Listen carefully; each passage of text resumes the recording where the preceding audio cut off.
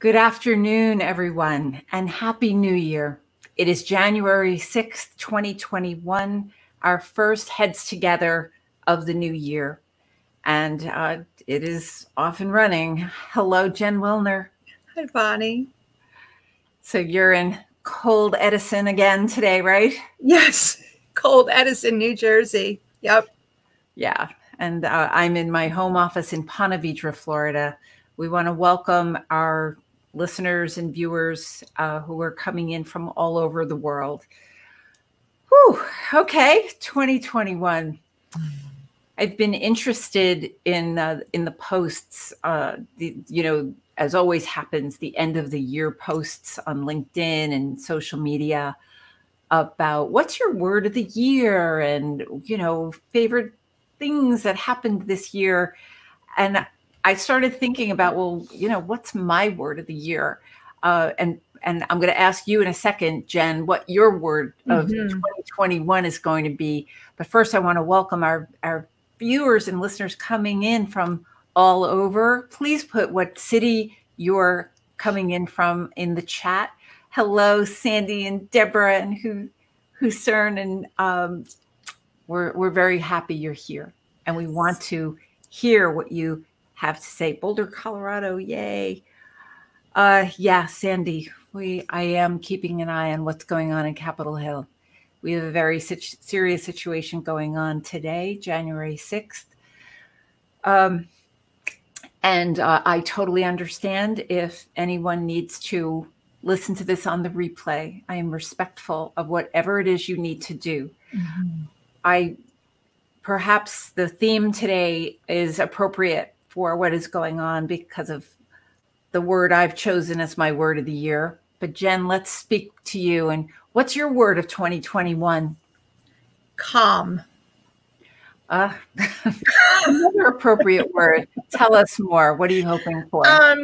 Well, because a lot of the work that you and I do is virtual, and I have some other clients, and I also co-found a networking group, and a lot of the work is virtual. So my work has been in this virtual realm for so long, but it's trying to keep it calm and minimize the surprises for everybody else while they are still out and about and maybe virtual. But and you have to be so responsive to your clients, just like every assistant on this call. And, I've always thought from the beginning of this pandemic that assistants were probably the better equipped than most other people for this pandemic, because assistants have got to have not only a plan A, but a plan B and a plan C and a plan D. Like we're always in our heads thinking, well, how are we going to have to pivot? I want to welcome everyone coming in from all over the world. It's great to see you, Tatiana from Dublin, and Beth and Avril from New York, Marion on the West Coast, Angela, hi, from San Jose. I decided in thinking about my word of the year, and please in the chat, you can put in your word of the year, but I invite you to use either mine or Jen's. Jen's is calm, and mine is the word courage. Courage. I've been thinking a lot about the word courage in these last few months, frankly, as I've watched what's happening on the political scene, but in other ways as well. That what this pandemic has done is it has really thrown a lot up into the air. And there are just still a lot of questions as we try to discover the answers. And what I've been experiencing from the assistants of the world and the other professionals who I speak with, the leaders, the HR professionals and the recruiters and other trainers, is it's requiring some new muscles from us to speak up, to find our voices about issues that matter. And, I don't want to presume that all of you listened to yesterday's podcast.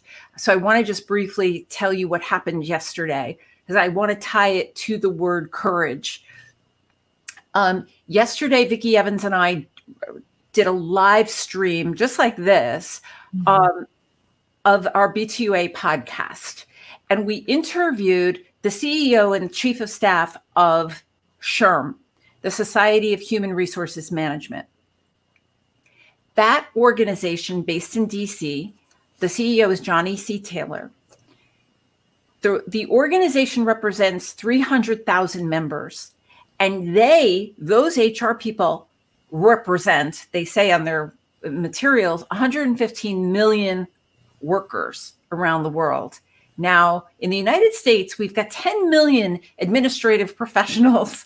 So we represent a very large piece of the working population. And what happened was in September, some of you may have read the article that I co-wrote with Jeremy Spake, who's been a guest on Heads Together, called How is HR Really Deciding How Much to Pay You? Because this issue of money has been, elevate. The issue of money has been burning for a long time.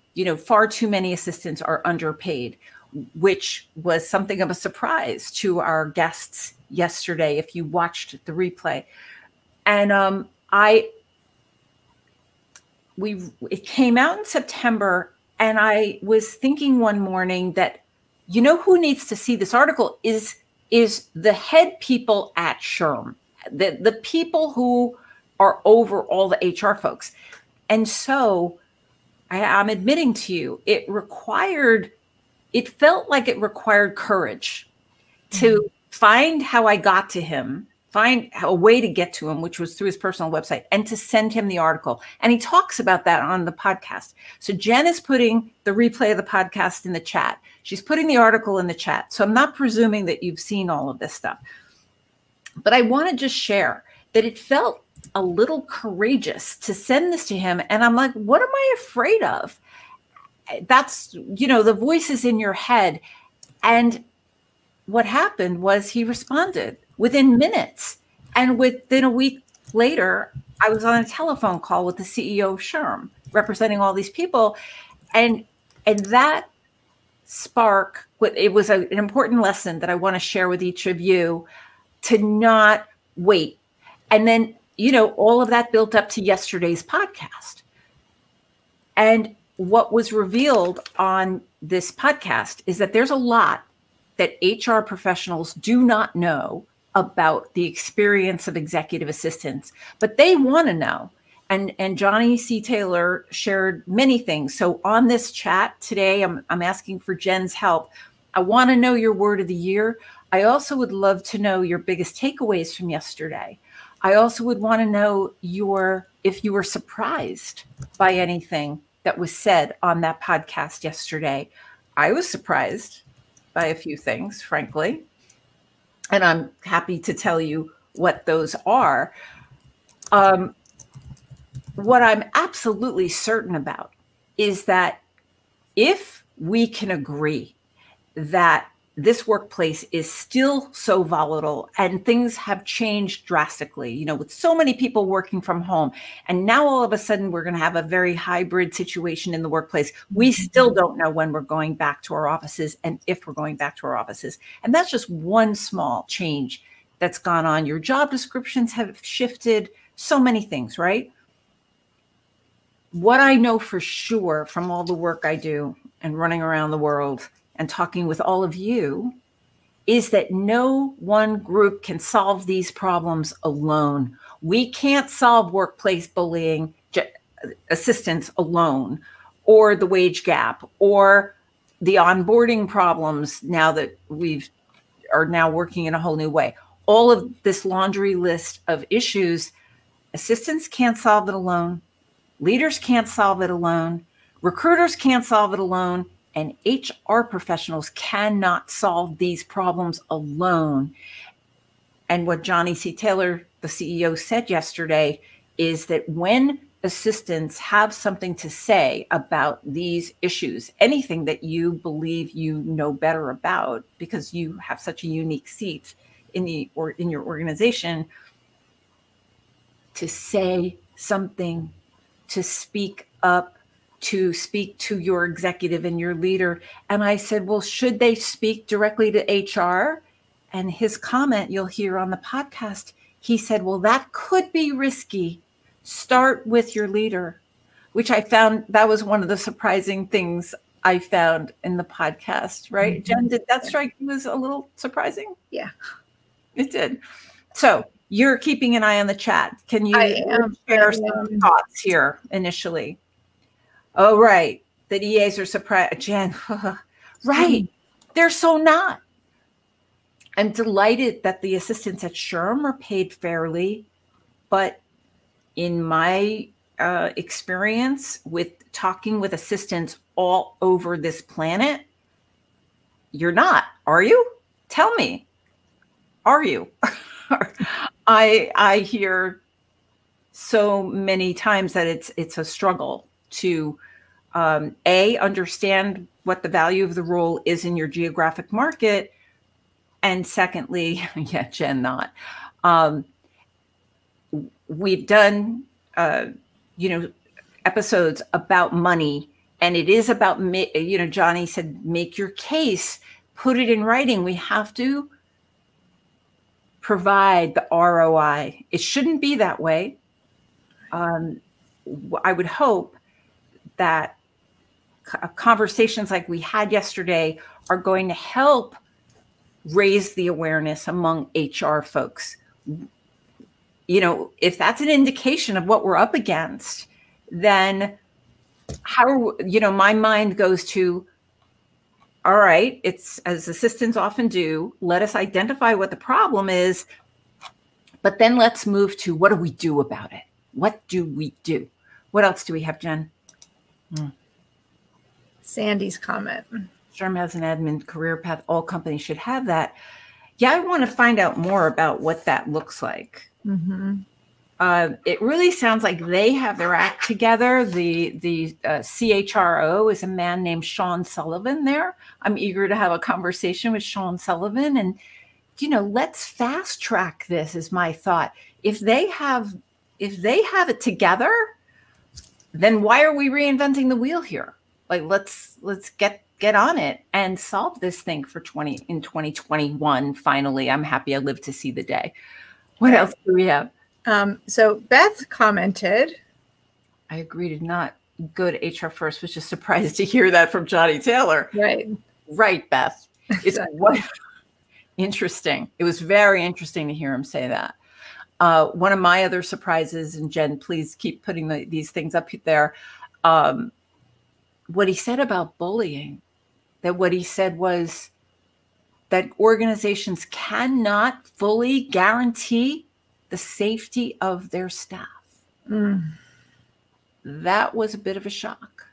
Yeah. And so, okay, then how do we equip our staff to be ready? Then we have to prepare. Then we have to be more prepared, I think, for that. If that is the reality, and I guess, you can't, nothing is 100%, I suppose. What else? It kind of makes me think that they're not recognizing that it's happening. Or to the degree of how it's happening. And that speaks again to the need for courage to say what's really going on. And what I've observed is that, what I know for sure is that when bullies are bullying one person, they're probably bullying more than one. And therefore, we cannot be alone in the problem. We have to collaborate and cooperate with our peers and have the courage to say to our colleagues what's really going on. I think 2021 has got to be the year of the courage to stand up, to show up, to speak up to our leaders, because there's a lot riding on this. We cannot, I don't think, sit with the status quo. That's why I'm wearing a collar that was given as a gift to me. It's to, suggest Ruth Bader Ginsburg, and she gives me strength. She gives me courage. And I wanted to share the story of giving the article to Johnny because something really great happened by me just, taking a deep breath by hitting send, and then, something actually good came out of it. And it looks like we're going to be doing more of these. We need to get to those 300,000 HR professionals. My hope is that yesterday is the beginning of assistants finding their way to share information with executives and with HR in a way that's collaborative and cooperative, and not this. This is not working. The them versus us, the complaining, the the sitting in discomfort, but no action. Right. This is the year for action for sure. If not now, when? Really, it's never been this volatile in my lifetime. So Jen has a question about how to mesh and the bullying part. Yeah, that often comes up, is what happens when the bully is at the top. And that's a really tough one. You heard, if you were on the call yesterday, Emily Dickens, the chief of staff, her first response was then quit and find another job.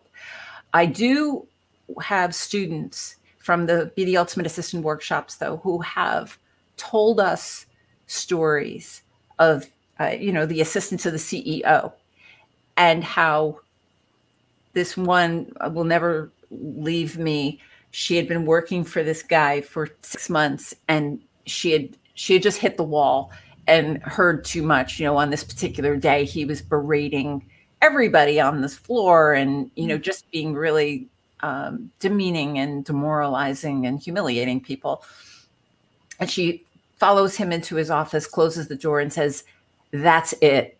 You cannot speak to people like that. It is, I've had enough.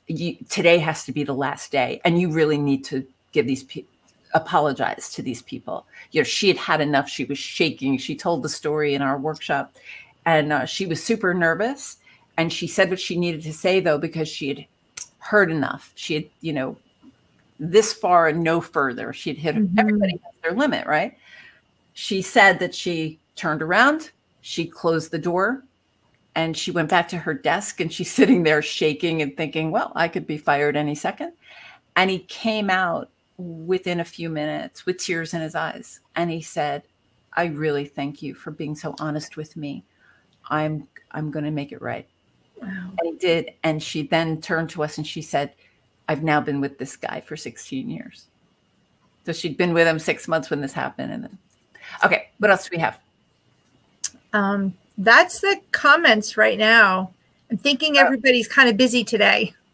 Yeah, they're busy today, right? The other thing I was surprised by, I love some of these words of the year. Adaptability. Inspire. Yeah. Balance. Yes, Angela. One of the other things I was surprised by yesterday on the call was the training budget conversation, where Johnny Taylor, Layla Sanchez asked, what's a good number for an annual training budget? Historically, assistants have not even gotten money. So it's only been fairly recently that assistants have even, had access to training dollars for training that is specific to you.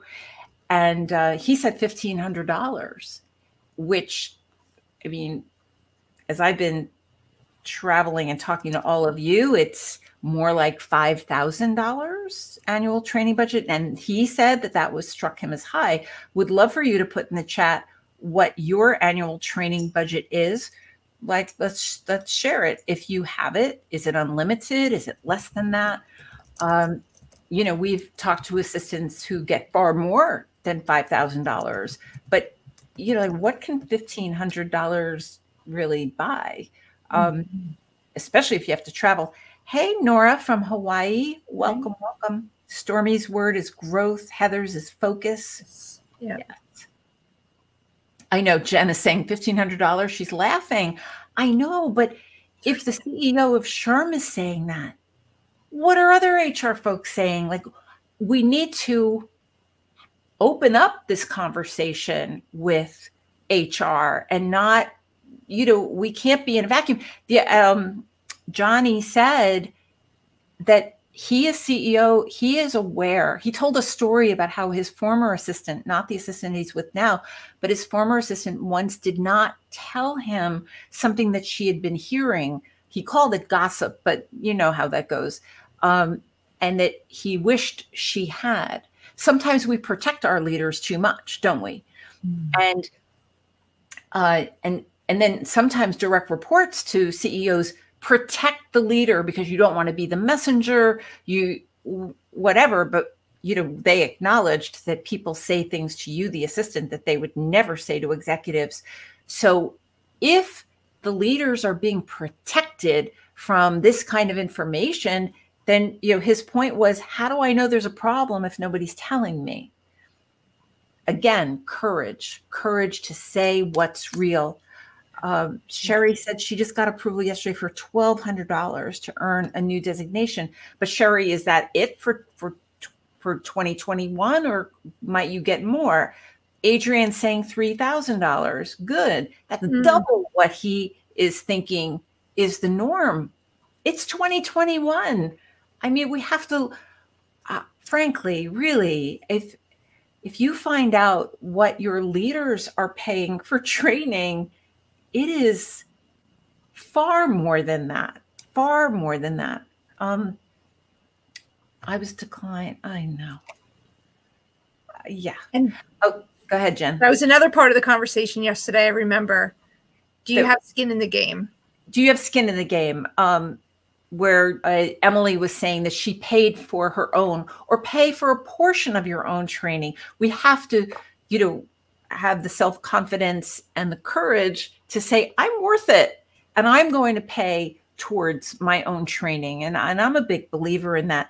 What I've seen happen with BTUA students is that if a company doesn't have a history of training dollars, that in this particular year, you can volunteer to pay for half of it, or I'll pay for my travel if you pay for the class, whatever. Mm-hmm. And then when leaders see the real value of this, then the next year they're like, I'm paying for the whole thing. Like, this is so valuable.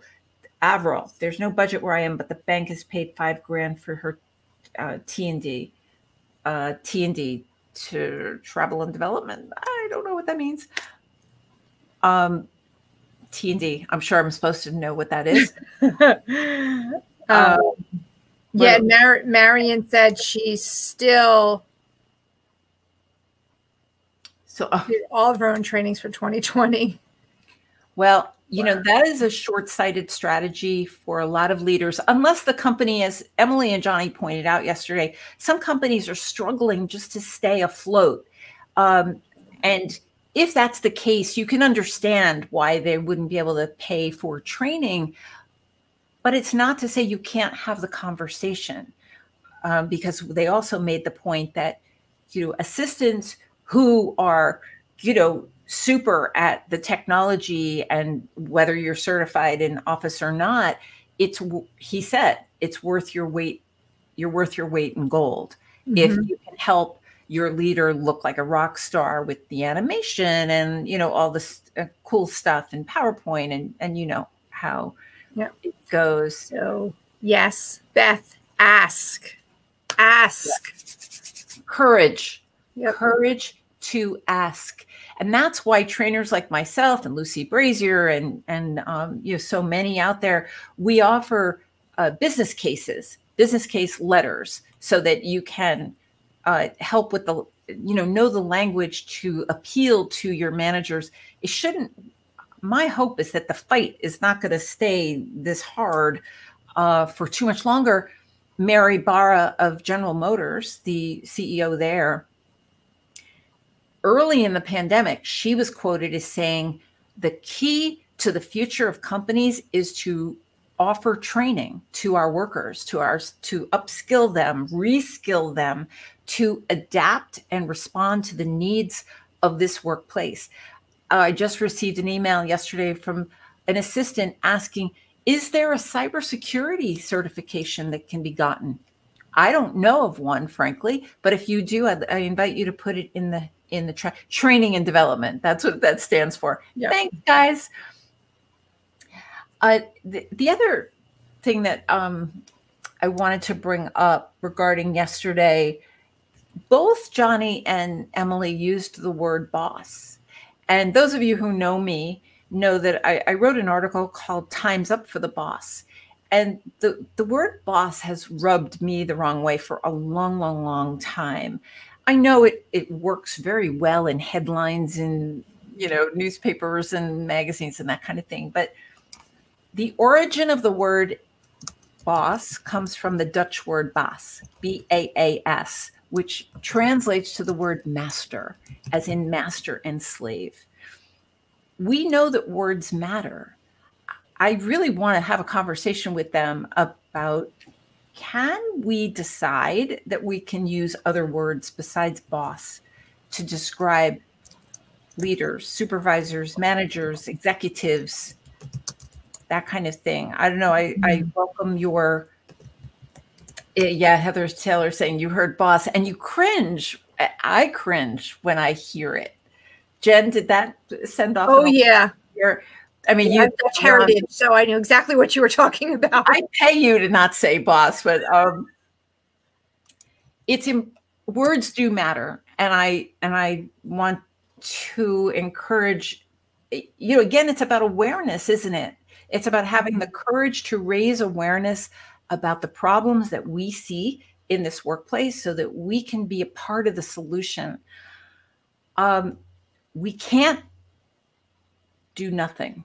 I mean, I guess we can do nothing, but that's not going to help raise salaries where they need to be.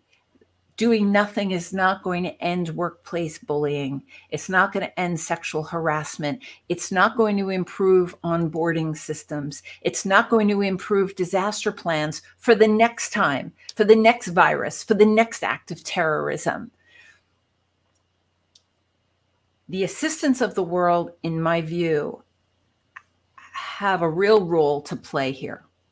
And Jen, I noticed that Robert put a comment in the chat. Maybe if you can find it, it kind of scrolled away, so I'm not sure what it said. I want to kind of wrap up today. Oh, what did he say? SHRM is most likely a not-profit, and that's why the budget for training is low. Right, Robert, that's a really good point. SHRM is a not-for-profit. So not-for-profit budgets are tighter than the corporate world. But frankly, with all due respect to Johnny and Emily, shouldn't they be aware of what the training budgets are in the corporate world? I mean, we've got 300,000 members. And I mean, if they're listening, if they listen to this replay, I would say that to them. I'm not saying anything on this call that I wouldn't say directly to them. I think it just highlights that there is a disconnect between what is the reality and the ever-changing landscape and what HR might be thinking. So how do we fix that? How do we, we all know people who are clueless and oblivious, or just simply not aware. And so how do you change that? We have to have the courage to say something. And my goodness, I certainly hope that good things happen. Business partners, what Angela uses. Lynn uses colleague. Yeah, we can use other words with more syllables than boss, but there you go. We're okay with that. Absolutely. I want to leave you with two quotes today before we wrap up. One is by Alice Walker, who wrote The Color Purple. And she said, the most common way people give up their power is by thinking that they don't have any. And I think this applies to assistants, many of whom do not see yourselves as leaders or having the license or the power to speak up and to say what you think. And please listen to the replay of yesterday, because if there's anything that Johnny and Emily highlighted, it was the need for information. If it is useful and helpful and delivered professionally. Johnny made the point early on in the podcast that choose your timing, and assistants are great at that. Assistants are pretty great at, choosing your timing. However, working remotely may actually make that harder because you're not physically, you can't read the body language. You don't know what's going on in their house, whatever. And then the other quote is something I just read on LinkedIn this afternoon. Do something today that your future self will thank you for. I love that. Did you see that, Jen? Yeah, I actually saw that quite a while ago. Yep. Do something today that your future self will thank you for. And a variation on that is let's take action in ways that will not only benefit ourselves, but benefit our kids, our sons, our daughters, the assistants coming up behind us. We have the ability to fix this thing, but it's going to take courage to speak up, to say exactly what's wrong. Career paths, job descriptions that are obsolete, salary bands that are woefully out of date, titles that no longer reflect what you actually do. We have quite a laundry list of areas that need improvement. Absolutely. So, thank you, the person who wrote "Be Smart and Curious." That's one of the messages from yesterday's podcast. So there it is. We've gotten 2021 off and running. We will be here next Wednesday with another episode of Heads Together, and the world will have changed still some more. I would love to hear from you privately and publicly about what these ideas are inspiring you to do at your company. Did the podcast inspire you to go to your leader and or HR about anything? Or did it inspire you to do something else? I don't know, or do nothing. I think for me, the worst thing that can happen is if we just throw up our hands in apathy and say, you know what, we're spitting into the ocean. There's no sense even trying. And I suspect you wouldn't even be here today on Heads Together if you felt like that. But that's what we want to avoid. And there probably will be people in our orbit who feel like that, who think, why even bother? There's no use trying to change this thing. I don't believe that. And if yesterday gave me even more courage because I see that there are things that they don't know. Listen for yourself. I'd love to hear from you. We don't have to agree on everything, but the status quo just isn't working. It just isn't. The system, the many aspects of our workplace were already kind of beaten up and broken pre-pandemic. And the pandemic has just accelerated the light on these things, in organizations. It's also clear that there's going to be an increase in executives in the hiring process in the next couple of years. Therefore, assistants aren't going away. They need you. Your leaders need you. Johnny said he needs his assistant more than ever, as does Emily. Yep, next week, Be the Ultimate Assistant live and virtual workshops will go on sale. We're going to open registration. I hope you'll go to the website and check them out. Be the Ultimate Assistant on Demand is on sale, continues to be on sale, and we're offering a coupon code. What is that, Jen? It is BTUA-OD 250. And save $250 off of that program. If the podcast that we did yesterday resonates with you, please share it. Please share it with your colleagues, with your leaders, with your HR professionals, and have a conversation. There's no cost in money for a conversation. The price we pay is in courage. Courage. That's my word. And I want to know if it becomes your word too. Let's have some courage and make the changes that need to happen. So let us wish us all luck today in the world and with each other. Please stay safe, stay healthy. If we stay healthy, we can solve anything that comes along. So I'm Bonnie Low-Kramen here with Jen Wilner, and we will see you next week.